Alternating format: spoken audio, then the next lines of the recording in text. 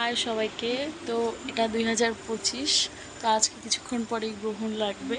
তো এর আগে যখন গ্রহণ লেগেছিল তখন আমিও প্রেগনেন্ট ছিলাম। তো তখন এই গ্রহণটা অদৃশ্য ছিল।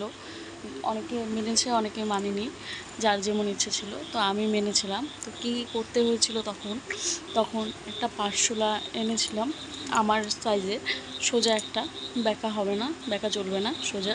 কিন্তু অত সোজা তো পাওয়া যায়নি না, তো তার জন্য একটু বেঁকা ছিল। তো পরের দিন আবার দুদিন ছিল, যেহেতু মানে দুদিন বলতে দুবার, একবার চন্দ্রগ্রহণ একবার সূর্যগ্রহণ ছিল। তো তারপরে এবার সোজা পাটকাঠি পাওয়া গেছিলো, আর প্রথমবারটা পাওয়া যায়নি। তো সেটা দিয়েই চালানো হয়েছিল, আর কোনো কাটাকাটি করা হয়নি তখন।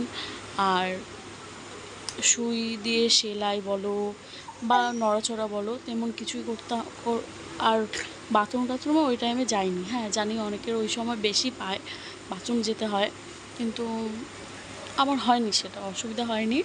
আর খুব নড়াচড়া করতে মানে যেভাবে শুয়ে থাকবো একভাবে শুয়েছিলাম। হ্যাঁ, অনেকে বলে যে কি হাঁটাচড়া করা যায় নাকি, কিন্তু আমি তো হাঁটাচড়াও করিনি, আমি চুপচাপ একভাবে শুয়েছিলাম। আর তখন তো অদৃশ্য ছিল, একটু একটু নড়েছিলাম, কিন্তু কোনো জায়গায় ঘা করা যাবে না, চুলকে রক্ত বার করা যাবে না, তারপর কিছু খাবার খাওয়া যাবে না, তারপর বাইরে যাওয়া যাবে না, সূর্যের আলো পাওয়া যাবে না, ঘরে দরজা বন্ধ করে থাকতে হবে। আমাদের ঘরে দরজা বন্ধ ছিল না খুব একটা, বলবো হালকা পাতলা ছিল, বেশিরভাগই খোলা ছিল, কারণ যেহেতু যাতায়াত করতেছিল সবাই এদিক দিয়ে। আর যা মানার অতটুকুই মেনেছিলাম।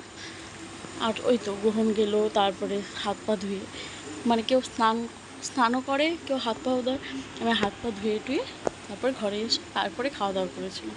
আর তার আগে খাইনি। আর আরেকদিন যেদিন প্রথম দিন ছিল সেদিন গ্রহণের আগে খেয়েটে, মানে স্নান টান করে খেয়েটে একবারে চুপচাপে শুয়ে পড়েছিলাম, যাতে আর কিছু করতে না হয়, নড়তে চড়তে না হয়, তার জন্য। আর বাথরুমও গিয়েছিলাম আগে, আর তখন না খুব মানে জল তেষ্টা পেতো। তো ওই টাইমটায় গ্রহণের সময় কম জল খেয়েছিলাম যাতে বাথরুম যেতে না লাগে, কিন্তু লাস্টের দিকে আর পাচ্ছি না, আমার মনে হচ্ছিলো এখন বাথরুম যেতেই হবে আমার।